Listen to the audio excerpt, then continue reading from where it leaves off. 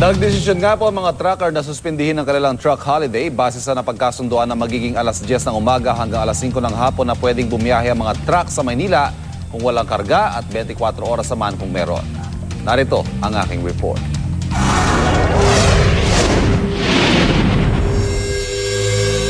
Mabuhay ang akto!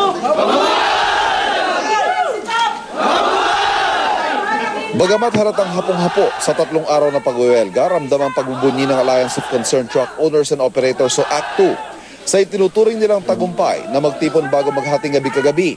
Hindi man tuloy ang binabawi ang tinututulan nilang Manila City Ordinance 8336. Sinuspindi nila ang kanilang truck holiday.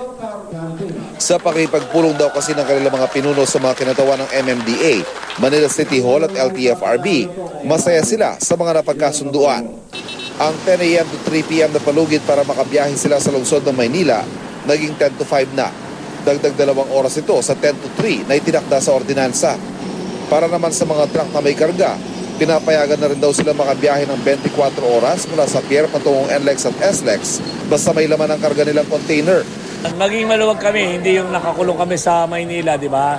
So free flow yun, kaya maganda yung magiging daloy ng kargamento. Maging ang reklamo nila mga abusadong wrecker at towing, pinangakuan daw silang tutugunan ng pamahalaan.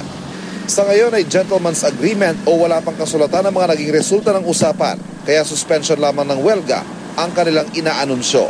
Suspindi lang natin ang welga, hindi natin tinatapos.